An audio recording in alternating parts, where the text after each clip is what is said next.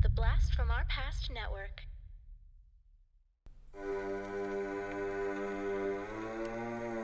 Lock your doors, close your windows, turn out your lights, for chills and thrills await you. It's time for Podcasting After Dark with your hosts, Corey Stevenson and Zach Schaefer.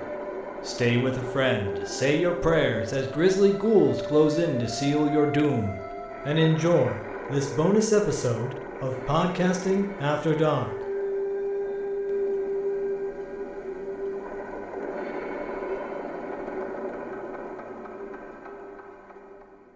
Hey everybody, co-host Corey here, flying solo with another bonus mini review episode, and this time I am talking about I Know What You Did Last Summer, the 2025 legacy reboot, remake, whatever they call these things.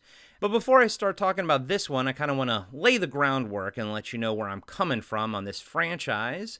So slasher films are my favorite horror subgenre. My favorite subgenre are Christmas slasher films, but anyways, this is not a Christmas movie.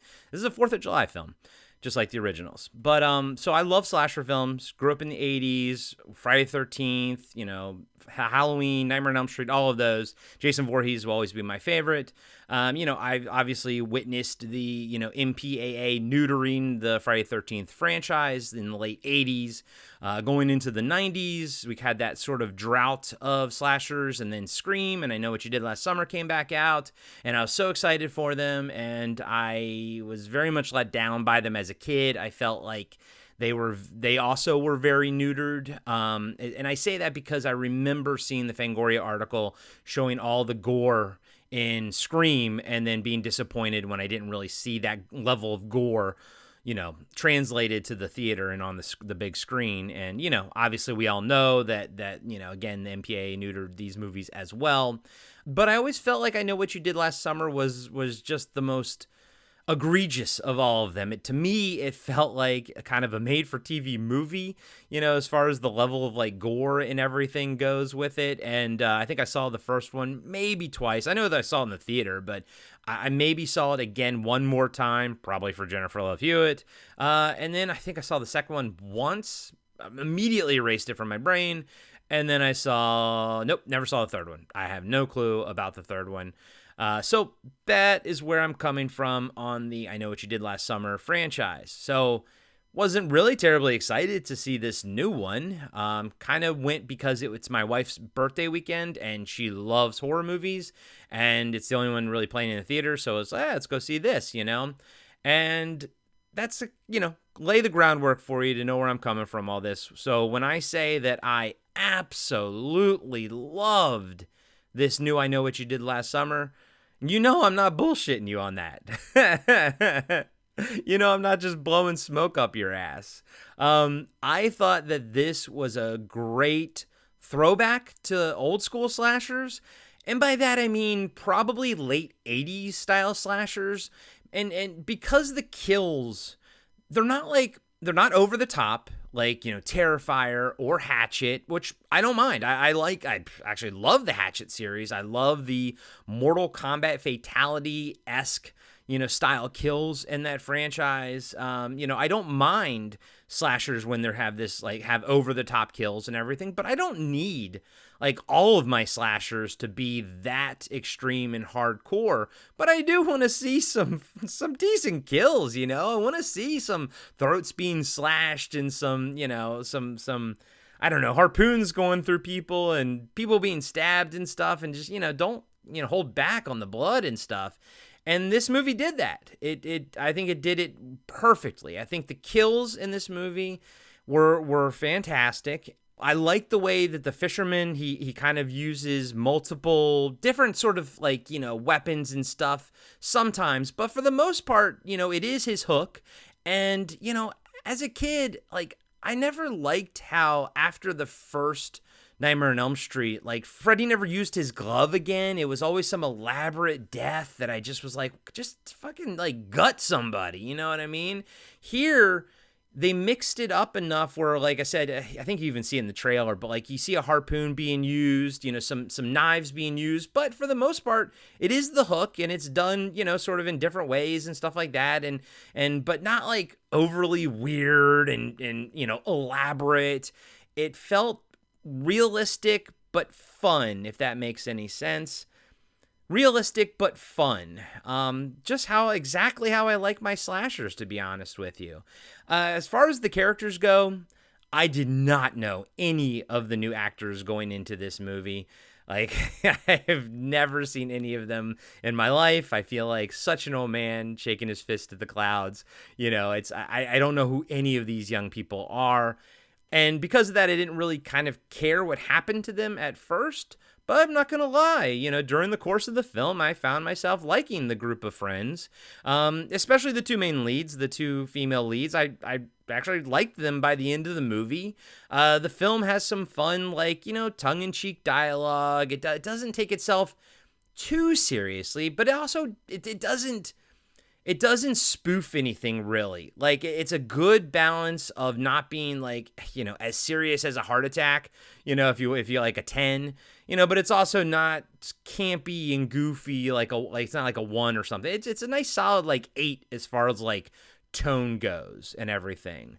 I did enjoy seeing the legacy actors come back, Freddie Prinze Jr., Jennifer Love Hewitt, and it was actually nice seeing old Billy Campbell, the Rocketeer, make a comeback on the big screen. I always liked that dude. I loved him in the Rocketeer, and always thought he should have been a bigger mainstream star, but I don't know why. It never really happened. But it's great seeing him in this. Didn't even know he was going to be in it, but I was very excited.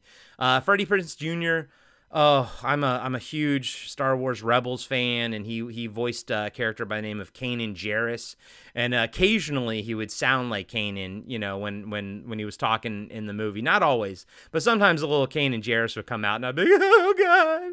And if you watch Rebels, you know why I was weeping in the theater when I heard Kanan Jarrus' voice. But I thought they all did a great job. The legacy actors did a fantastic job. Honestly, everybody looks great. Freddie Prinze Jr. looks fantastic. Again, I don't know what he's doing these days, kind of like Billy Campbell. I hope they're working, but I don't see him anywhere. This is the first time I've seen Freddie Prinze Jr. on screen in 20 years, so it's great seeing them again, and I think that they're ripe for a comeback. Jennifer Love Hewitt was great, and whatnot. Story-wise, these legacy sequel reboots, can be sort of hit or miss, but I think it does a good job of paying homage to the original, but what I really actually liked is the story is very tied, to the original. It's not it wasn't just the original happened and we're just going to sprinkle in sort of mentioning of it. And that's how it felt at first, but then the ties become closer and closer. And I don't want to give anything away because the movie just came out, and I do hope people see this in the theater, because I do think it's worth it. But I do like how connected this movie was with the original. I don't know how connected it is with parts 2 and 3. I think that I guess it is connected to part 2. There is a post-credit stinger in this that ties it into part 2. But like I said, I only saw part 2 once, and I think I immediately purged it from my brain. So I didn't really understand. I was watching the post, the mid-credits, whatever post scene, and I was just like, I don't get it. I don't really get it, but okay, sure. If they're setting up the groundworks for another one, sure. I'm excited. But yeah, I think overall, I'm not saying that this was a perfect film by any stretch of the imagination. There was this one lady who's kind of like a podcast host that was, kind of annoying, but she's kind of just there as cannon fodder. There's a couple other characters that are in it just to be cannon fodder, which is nice because it ups the body count of the film a little bit. I can't really remember the original, how many people died in the first one. I mean, I remember Sarah Michelle Gellar and I think Ryan Phillippe, but I can't remember if there were tertiary characters in the first one that died, but this one definitely has that, which again, like I said, is a nice way to sort of pad the kill count and everything. And I think that this movie does an overall job, not perfect, but it does an overall great job of being a fun throwback slasher film with solid characters, really solid kills, and a fun tie into the original, and a good use of, legacy actors, good use of the locations. I thought the movie was, beautifully shot and everything like that. And, as far as scares go, there's no real scares in it. It just is what it is. Nothing even made me jump, but that's fine. If I'm going to be scared, I'll go probably watch something else. This was just fun. It was fun from beginning to end. And yeah, I'm a fan of this movie, and I was shocked.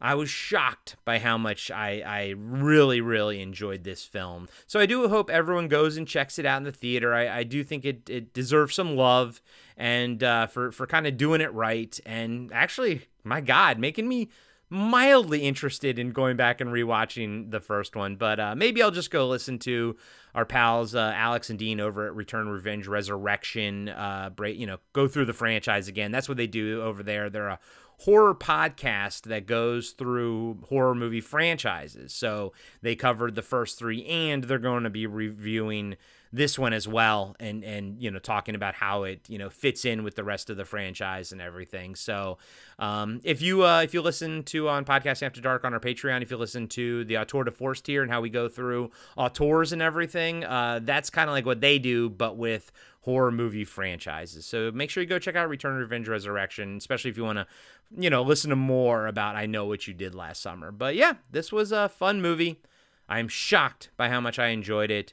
I'm shocked by how much I enjoyed, the leads, the two lead characters and stuff by the end of the movie. So, yeah, color me surprised, and maybe going into the movie with zero expectations helped.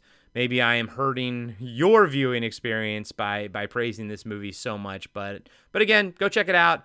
Leave a comment, on our Instagram. Leave a comment, on our Spotify. Let us know what you thought of the movie. Let us know what you think of the franchise in general, and let me know what you think of these mini reviews. And I have to keep this one short because, again, I don't want to spoil anything. So hope I didn't. And as always, we'll catch you on the dark side.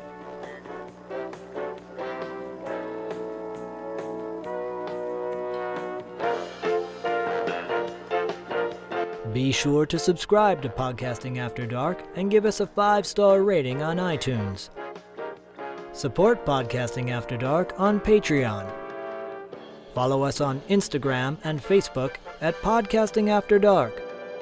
And visit us next time for another installment of Podcasting After Dark with Corey Stevenson and Zach Schaefer.